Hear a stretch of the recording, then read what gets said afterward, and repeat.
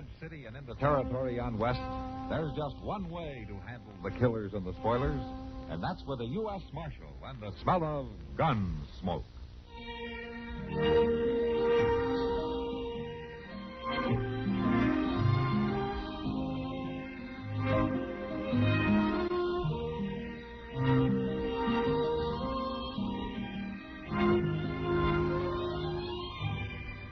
Gunsmoke, starring William Conrad.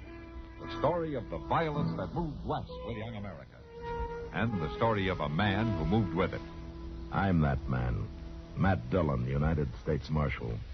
The first man they look for and the last they want to meet.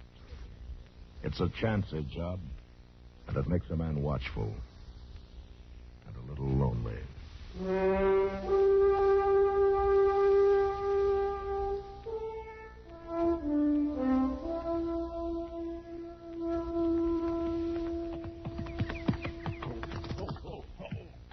Mr. Dillon! Oh, Mr. Dillon! Yeah, what is it, Chester? Come on out here, Mint. I got something to show you. Why couldn't you bring it in the office and show me? Well, because the door ain't big enough. What? Looky, I just bought me a new horse. This? Yes, sir. Here. Calm down. Quit that. He's kindly edgy. He ain't been rid much the last couple of months. How's that so?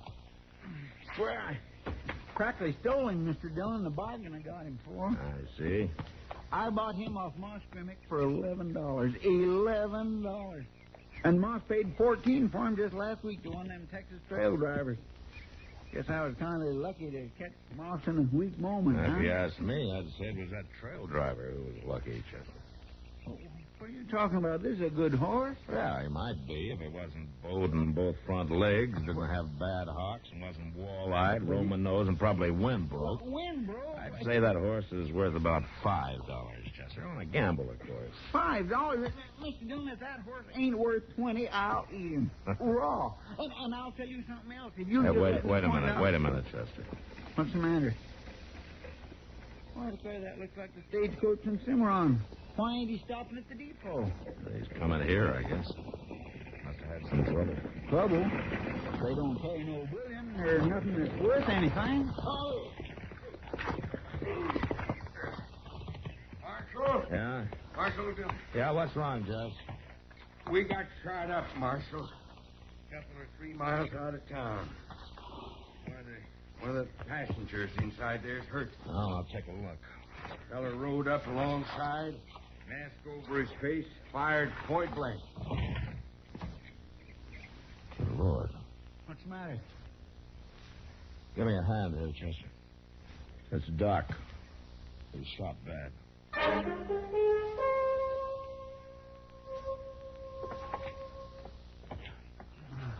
He's all right, man. Here, let's put him down on the couch. Oh. Easy enough. Matt? That's you? He's coming, too. Matt? Yeah, don't try to talk, Doc. You're going to be all right. Chester, you see if you can find Kitty, will you? All right, sir. I'll get her over here right away.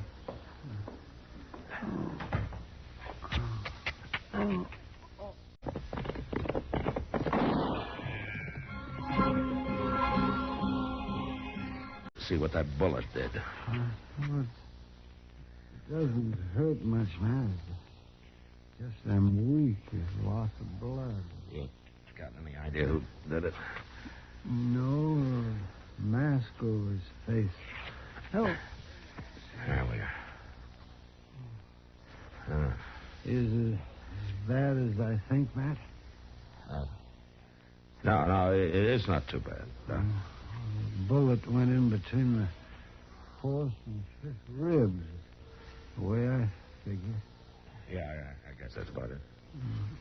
Say, that Sawbones from the east, is he still staying over there at the Dodge house?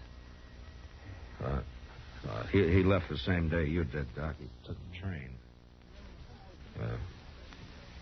You're the only doctor within 100 miles of here. Oh, well, that bullet's got to come out, man. It ought to, I guess. It's got to. Right away, blood poison will set in. Yeah, I know.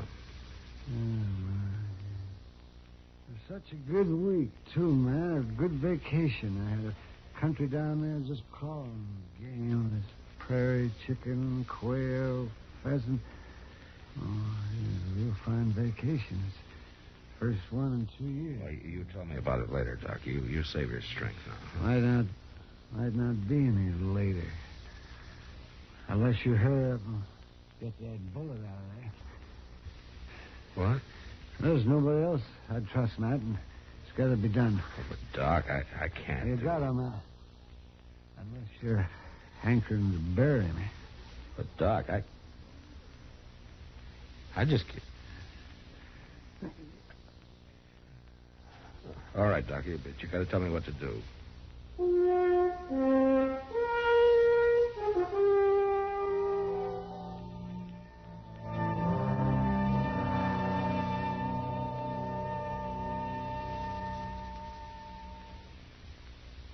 Now, just listen a minute, if you will. I've got a little story to tell you. Well, it's not so little. It's sort of a tall tale. It's about John Darling. Maybe you've heard of him? Used to be a boatman on the Erie Canal. Moved west and became a farmer. Well, old John Darling was a hard worker, he was. Became a real champion farmer. They tell about one time when John was re-shingling his barn. A heavy fog rolled in, but that didn't slow him up at all. No, sir. He kept hard at his shingling till noon. Well, while he was having lunch, the sun came out. And John discovered he'd laid the shingle roof 40 feet above the rest of the barn. Winters used to get pretty cold up that way, but this one particular winter was the granddaddy of them all. It got so cold that the air froze thick, and you had to push real hard to get through it. Well, this heavy air wouldn't let the smoke out of John's fireplace chimney. He found a solution, though. He whittled himself a paddle, fixed an oarlock to the fireplace, and he pushed the smoke up the chimney. He sat there by the hour, rocking in his chair, paddling the smoke and singing. Everything worked real fine till one bad night when the smoke froze into a 96-foot column straight up from the chimney. It was too much for him to lift with the paddle. He just had to suffer through the rest of the winter as best he could. It was kind of a joy, though, in the spring when things began to thaw out. He had lots of entertainment listening to singing coming out of the melting smoke. The songs he'd sung during the winter had frozen right into the smoke as it went up the chimney. Fact of the matter was, he got so interested listening to himself sing that he tripped and broke a bottle of growing tonic he'd concocted. This stuff was pretty powerful, and it soaked down into the ground where he'd planted wheat. Next morning, John was one surprised gent when he stepped outside. Yes, indeed. His wheat overnight had grown as high as his roof. Hard to believe, isn't it? Say, isn't it nice being citizens of a country where you can talk and laugh free as a breeze, and write and read and worship, too? Yes, sir. Maybe you don't think about it much, but you should.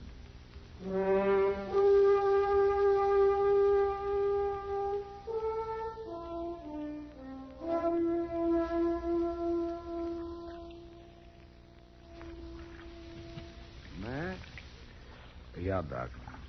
you scrubbing your hands real good? If I go much further, the bones are going to be showing. You use plenty of that yellow soap? Yeah. I got her, Mr. Dillon. Oh, thanks, Chester. Hello, Kitty. Matt. Doc, I'm sorry. How do you feel? Oh, terrible, Kitty.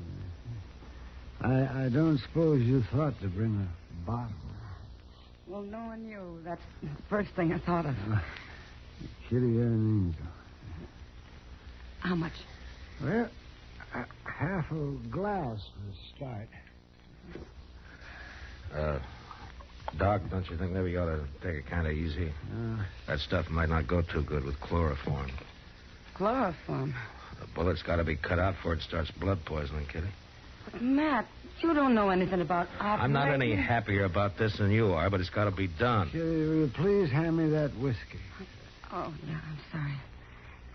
Here you are. Oh, thank you. Doc's going to tell me every move to make. Hey, Doc, how are you going to tell me when you're unconscious? Well, I wondered how long before you figured that out. Say, Kitty, fill that up again. No, wait a minute, Doc. Now, don't you worry about mixing whiskey and chloroform. There's not going to be any chloroform. Doc, I can't. I know what I'm doing now. That bullet, that's going to be tricky getting it out. Doc, isn't there something I can do? Yes, will you pour me that drink, please? And Matt, you bring that bag of instruments over here and spread them out there on the table. And I'll show you what you're going to need. Look, Doc, I don't... Go on now. You hurry up. All right. Kitty. Here you are. Oh, thank you, Kitty. Oh. Well, what are we going to need here, Doc? Well, let me see now. Let's see that turn over. Oh, that thing there looks like blacksmith's nippers. Oh, these? Yes, that's right. They're forceps. Yeah. Now, and then those two things right there, see? They're probes. Uh-huh. And then that hook probe, too. We'll need that to get hold of the bullet. Yeah. And then a couple of them little knife things right there. Lancets. I mean these? That's right. I guess that ought to do it, so. You can just put the rest stuff away. Yeah. And, Chester? Yeah, Doc? You bring that brown bottle off that shelf there. That's iodine. Sure, Doc. Kitty, I'll have another little drink there before you leave. But, Doc... Whatever he wants, Kitty. It's his party. Yeah,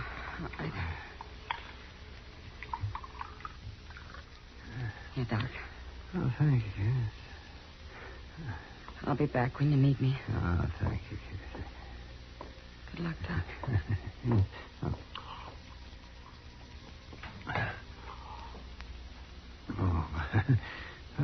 One more good stiff drink like that, and I'll sing all the way through this thing. It's more than I'll do. Oh, now, Matt, I'm surprised. You put enough bullets into people. You hadn't out of mind taking one out for a change. Well, that's no help. Matt, I know how rough this is on you. But, here, let me get a good grip on the sides of this couch here. Chester, I wonder if you could steady me a little bit here. You bet, Doc. I got you. Well, Doc, Forget it. Just hurry up and get on now while I still got my nerve. Now then, Matt, you listen to me. You listen close. The very first thing you do...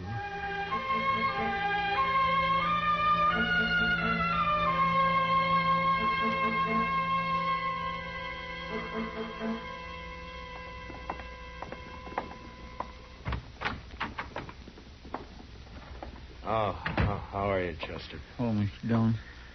How's Doc? Just about the same, I'm afraid. He's breathing pretty weak. Yeah. He ain't come to yet. Miss Kitty's sitting with him for a while. I'm getting worried, Mr. Dillon. It's been pretty near 24 hours now. Yeah, I know. It just don't make sense. Doc never had an enemy in his whole life. I know that. It couldn't have been somebody trying to rob the stage, or they'd have shot the driver. No, it wasn't a holdup, Chester. Say, look, maybe they mistook Doc for somebody else. No, I thought of that too, but it just doesn't make sense. The only other passenger was a salesman from the east, and he doesn't look anything like Doc, and he doesn't know a soul in this part of the country. No, it was Doc that the gunman was after. But why? There ain't a person in this town that ain't beholden to Doc. It seems like there's one who isn't. First vacation Doc's took in 2 years and has to end up like this. Why, if Doc was to die, this town would be in a real trouble. Forget it, Chester. There's no use jumping at things. As long as I live, I won't never forget Doc laying there, gritting his teeth, turning white, and still trying to grin while you dug that bullet out of him. Whoever done that must have been crazy. I thought of that, too. Or maybe a stranger in town who didn't know Doc, but that still doesn't help. Come in. Anything I can do for you? You sure can, Marshal. You can get your hands up. You two. Well, I'll take that gun of yours, Marshal. There. That's better. What's on your mind, mister? You've been talking all over town, telling what you was going to do with that fellow that shot that doctor. Well, Marshal, you're looking at him.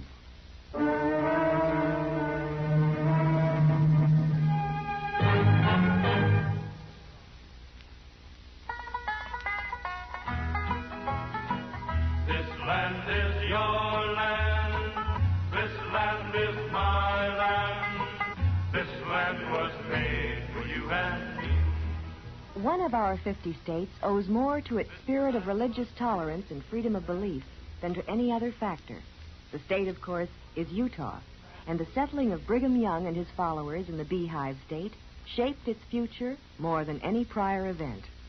The Mormons taught those who dwelled in the arid region that is now Salt Lake City the miracles of irrigation, and the area flourished and prospered.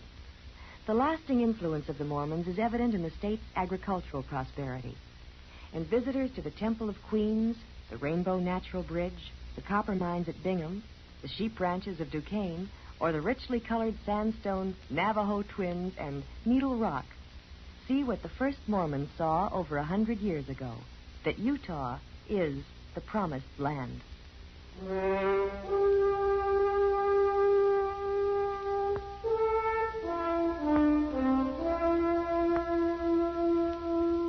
All right, you got my gun, mister. You mind if I put my hands down now? just don't neither one of you try nothing, that's all. What's your name?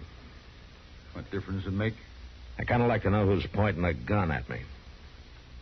The name's Bricker. Hod Bricker. You're new in Dodge, aren't you? You've been here a couple of months. We?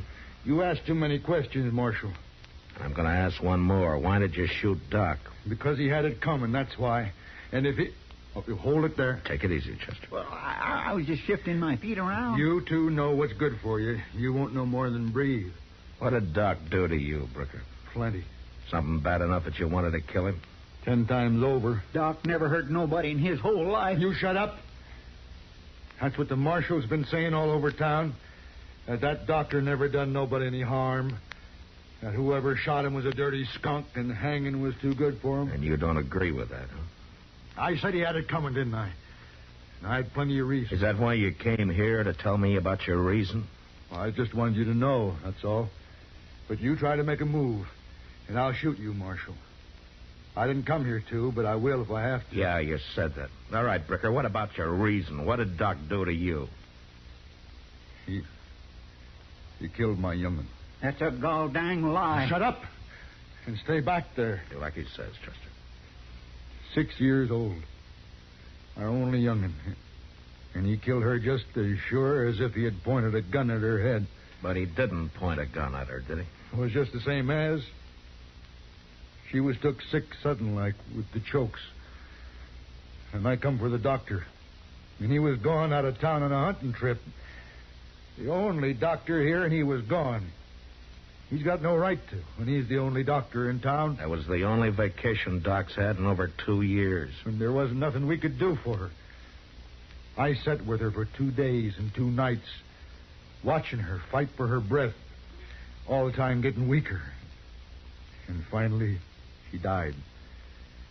And day before yesterday, I buried her. So you got a gun and went after Doc, huh? I heard he was coming back to town yesterday, so I rode out and met the stage and shot him. And he had it coming. You figured killing Doc would bring your daughter back? Well, if he had been here like he ought to, she'd still be alive. Maybe, and maybe he couldn't have saved her anyway. He ought to have been here. Now, you shut up and listen to me.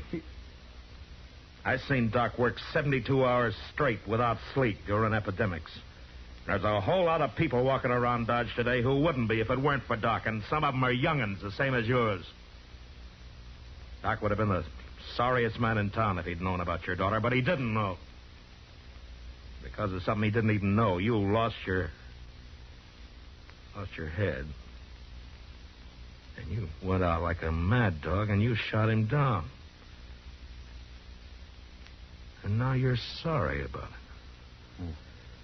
What are you talking about? That's what it is, isn't it? You come to your senses now. That's why you come in here, to give yourself up, isn't it? I told you... I know what you told me, but that wasn't your reason for coming, was it?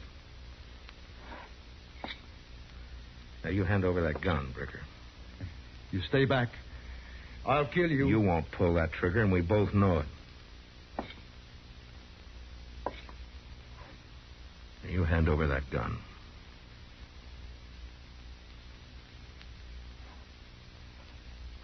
Thanks.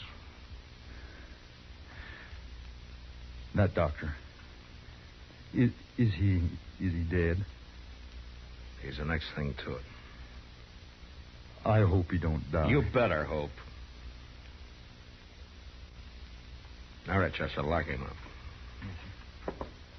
Come on, mister.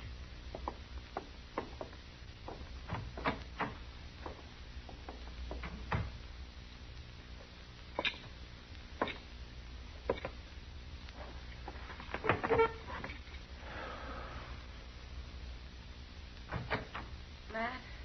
Huh? Oh, Matt.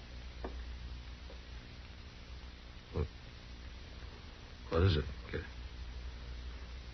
Matt, I think Doc's going to be all right. He's awake, and he's mean, growling. That's a good sign. He says if he's not out of bed in 3 days, you'll probably take over his practice. Now that you've had a try at it.